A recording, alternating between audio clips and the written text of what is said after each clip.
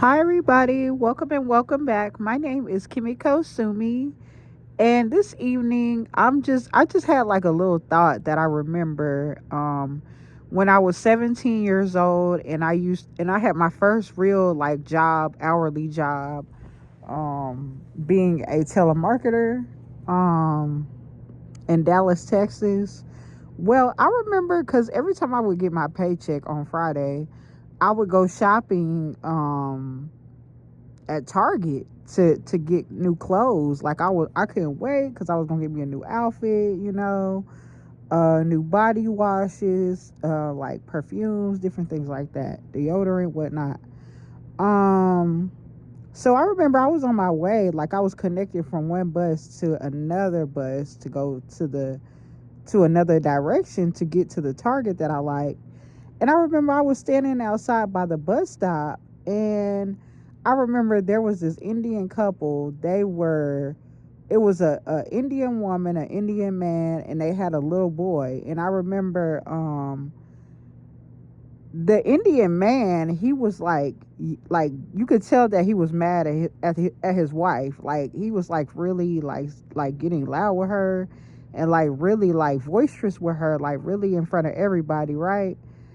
And I remember I just stood there and looked. And I don't know what made me want to stand there and just stare for a while. But I guess because he was being loud too.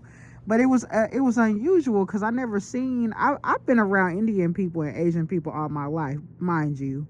But I have never seen that happen before. And I noticed that he really yelled at the woman, and he was gonna try to make her get in the back. Well, I don't know if he was gonna make her get in the back seat or not, but I know that that woman she just decided to just like sing. It seemed like she just decided to walk home. I think he made her walk home, honestly, because she had walked. She walked across the street, and then she went down the street and she walked. And I think she would. I'm not sure if she was crying or not, but she looked really sad. She looked scared. She looked unsure, and I wonder if that connects to my past life as Nefertiti, because everything happens for a reason, and I noticed that everything is connected in some way, with my life. Like it's really coming together. Different things might have happened, thousands of years ago. I know that was 3,300 years ago. So that was 3,300 years ago, when I ruled as Nefertiti, alongside, whatever, my king, pharaoh, whatever, whatever. But my thing is that that always stood out to me. I always like thought about that. And around that time, I was really interacting with a lot of Indian people outside of my religious organization called the SGI. I had actually met an Indian lady at a Walmart one time, and I remember I think she was trying to do a pyramid scheme actually, and she was trying to get me to like come to one of her seminars, and I was thinking that she was just trying to be my friend, but turns out, I guess because I was naive, I didn't understand, but she just really wanted business. But back to that lady,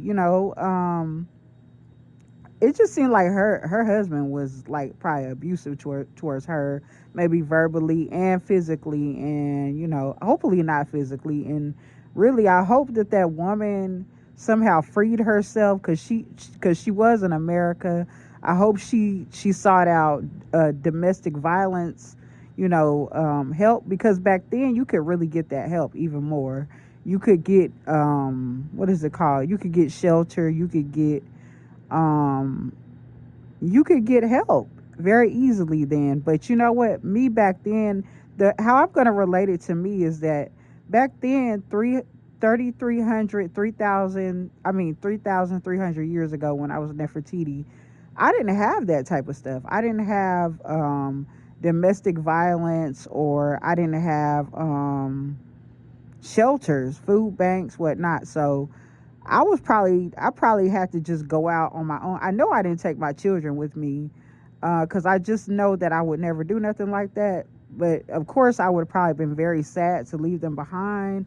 But it was probably for my own emotional well being. But the thing is that how would I have taken care of myself during those times? Because I feel like that maybe I just didn't have a choice but to die maybe in the sand, and maybe somehow they might have found my body, and that's how they recovered it. And then maybe that's when somebody punched me in my face, because I can tell now that there's a lot of people who really, really, really are actually out to get me. Like, that's a theme throughout my life. Like right now, there's noise campaigns going on right now. That's a new thing that I've discovered: noise campaigns, where people try to, provoke you, antagonize you when you're trying to, get a message out or get clarity. You know what I'm saying? Like, they try to intercept what you're doing. You know what I'm saying? But anyway, like, back to that. That has always stood out to me. Like, that has been like a memory that has been etched in my brain. When I saw that woman, and her husband, yelling at her and in front of her baby, and he just did not care, and he just did not, you could tell that he thought that she was his property, probably.